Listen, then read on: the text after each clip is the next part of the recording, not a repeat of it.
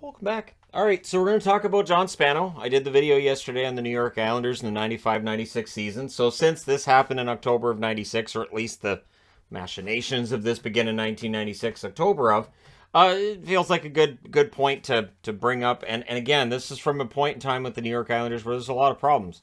So watching videos, reading articles, and everything else to fill up this board. And a lot of the talking points with the New York Islanders would be very familiar for a long time to come. Bettman wanted a replacement for Nassau Coliseum. It was not seen as any longer being able to have the kind of amenities that you need in an NHL stadium, and so they wanted a new arena. Also, attendance was becoming a major problem for the New York Islanders. Fans were really kind of frustrated with management. They were frustrated with the team's product on the ice that was not entertaining, and it just wasn't very good. And so after a year with the Fisherman logo, they go back to this. And they brought in this jersey. I believe the Fisherman stayed as a third for the 1 year. I think. I do believe.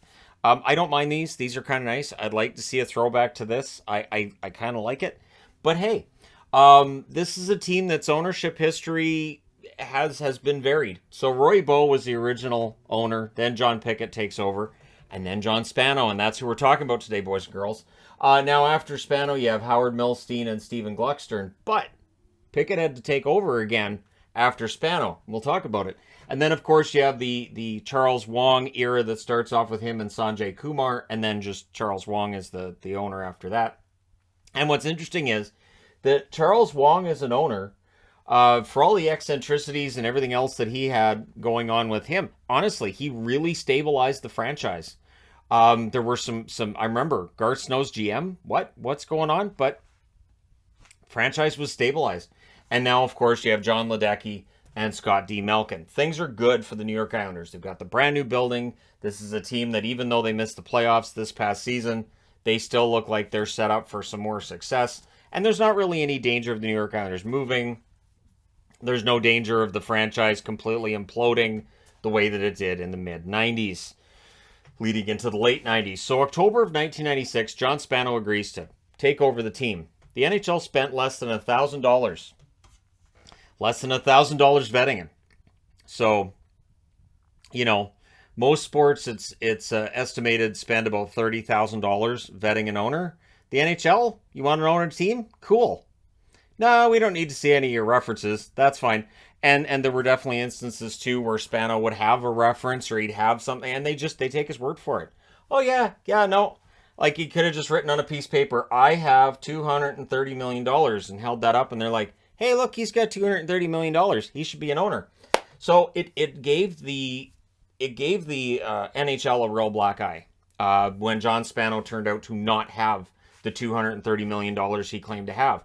And there were red flags before he got into negotiations with the New York Islanders to buy them, in that he had tried to buy 50% of the Dallas Stars, and Norm Green couldn't deal with him. Norm Green thought his demands were weird and just some of the stuff Spano was talking about, and he's like, and in general, if Norm Green thinks a guy is shady, Minnesota fans, So this was definitely something the NHL should have investigated. It never should have got to this point. There's a 30 for 30 special that ESPN did about a decade ago about John Spano, and it was an embarrassment. It was an absolute embarrassment to the NHL, to Gary Bettman personally, because Bettman was big on the idea of we got to get a new owner with the New York Islanders. All right, we'll go with this guy. So he's named owner February 17th, but he doesn't stay owner for that long. By July, well, they're starting to figure out he doesn't have any money. There were payments that were due worth, $1.7 million. He'd give you $1,700. Oh, you want $6.5 million? He'll give you $6,500 because he's only worth $5 million. Now, $5 million's a lot for all of us, of course, myself included. Don't have $5 million. I haven't made $5 million in my lifetime. I know. Isn't that sad? But anyways, yeah, he claimed to be worth $230 million. He's actually worth $5 million. He claimed to have this big company worth a lot of money, and it's not. And he claimed to have a bunch of staff, and he didn't. It was something that was figured out by people along the way. Denny Potvin, who he was planning to make team president, figured out something was wrong, that he didn't seem to have the number of staff that you would think that a guy worth $230 million with a big company would have. The interesting part too is he was planning to make Potvin team president because he's owner as of February. He's making decisions.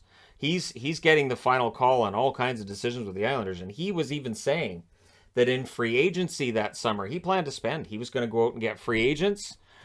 He was big on the draft too and making sure they got as many draft picks as possible. He was honestly saying the things that Islander fans wanted to hear. He was willing to spend money for a team that was not spending money because they weren't making money either. And so, yeah, things look good until July of 1997, early July, when you get into the Board of Governors meeting, he's not there. So suddenly you've got John Pickett there instead. Well, Pickett sold, so immediately it's like, well, wait a minute, he's back. Why is he back? Well, July 11th, the team is given back to Pickett. So there's paperwork that hands the team back to Pickett, the guy who actually has money to be owner in the National Hockey League. The agreement to that was that he would not sue John Spano.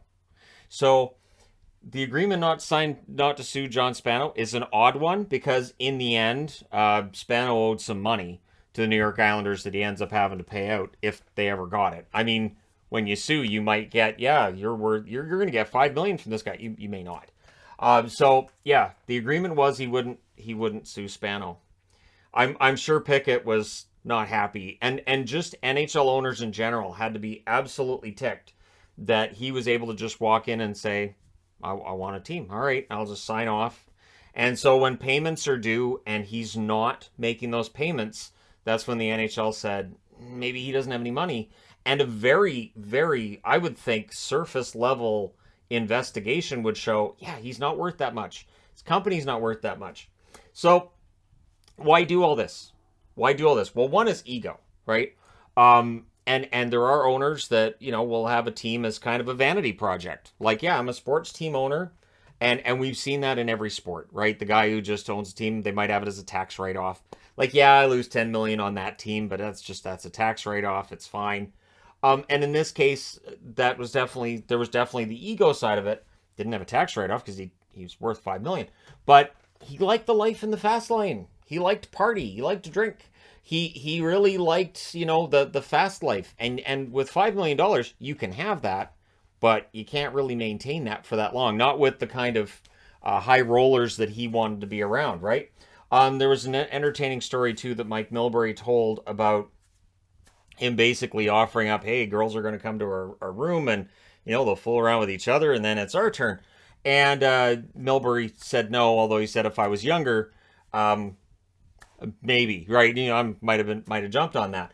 But what's interesting is it reminded me of dodgeball. It's like, so he was Patches O'Houlihan, and somehow Milbury becomes Peter LaFleur. And I don't know how I feel about comparing Mike Milbury to Vince Vaughn. I guarantee it's the first time in history that's ever happened. So yeah, that's an interesting story, and it shows it's about the lifestyle. It's about partying. It's about control too, right? Like, okay, I'm gonna move this guy here. Like he went to Milbury and made Milbury drop the coaching gig and give that to Rick Bowness. Like, no, just get out of there. So there's definitely the I want to be boss side of things for John Spano. Now, eventually, it all catches up to him. On January 28th of 2000, he was sentenced to 71 months in prison, and he had to pay $11.9 million to the Islanders, to Dallas businesses, and he owed money to Mario Lemieux. So this is a guy who was scamming, and not scamming particularly well, because he got caught. The scams are there, the cheating, the lies, all of it is there, and it gets found out and he goes to jail. Now, the interesting part too is we're now in 2022. Well, 7 years ago, June 17th of 2015, he was sentenced to 10 years in prison for 44 counts of forgery. The forgery wasn't for large amounts of money, but it's based on the fact he'd already been in prison for this kind of stuff. So they kind of threw the book at him. Where, most people, if this was their first time being sentenced, it might have been a couple years, maybe 3 or 4, but yeah, they threw the book at him and put him in jail for 10 years. And as a result of this, as a result of the black eye that the NHL had, now they vet their owners. It's a crazy idea, right? It's just, it's insane. Just like, think of it from imagine that with a hockey player. Imagine that your team has a new goalie that night and he allows goals on the first 8 shots. You never heard of the goalie, and the coach goes, I don't know, he was in the parking lot. He said he's a really good goaltender. It's just as ridiculous as a player, or as an owner, I should say, coming in and saying, I have this money, and nobody verifying. Don't even look at his bank account. All you have to do is just go, can I see your bank account? No. Can we go talk to somebody from your company? Also no. Well, checks out. So, yeah, spending less than $1,000 in vetting this guy cost the NHL so much. So hopefully they're up around that $30,000 mark now for vetting new owners. They definitely seem to get tougher on new owners after this incident, and they had to, because they weren't tough on them at all. It was just, oh, it's one of the, it's like one of those things where sometimes just looking like you belong there, that's all that matters. There was a camp I worked at where somebody came and got the carpets. They came up with a truck. They went into the dining hall and they said, we're here for the carpets. And so the staff's like, okay, cool. And so they rolled up the carpets and they sent it away. And then the boss comes in and he goes, where's the carpet? The guys came and got it. What guys? We're not getting rid of the carpet. It's gone. They never got it back. And that's all it is. You win, you look like you belong there. And I can't prove that John Spano stole the carpet. John Spano totally stole that carpet. That would have been 90. Yeah, so he would have been practicing. It would have been, all right, I'm going to steal this carpet first, and then I'm going to try to buy the Dallas Stars. Okay, that's what we're going to do. And he had an interest in the Florida Panthers as well. So Spano was determined to become part of the ownership in the NHL. It might have sped up him being sentenced and thrown in jail in 2000, because then you're on everybody's radar, right? So it's a cautionary tale for the National Hockey League. And again, it is an example of how the Islanders went through an era that was embarrassing by all standards. But in this case, it was embarrassing to the entire National Hockey League. Getting mainstream attention in the U.S. for all the wrong reasons. And I don't think Bettman's a fan of that. But let me know your thoughts in the comment section below. As always, don't forget to hit like and subscribe if you're browsing your way through, you just happened upon this video. And maybe this is Eddie Livingstone's revenge against the league. Right? There you go. Thank you guys so much for all your support. I'll talk to you again soon.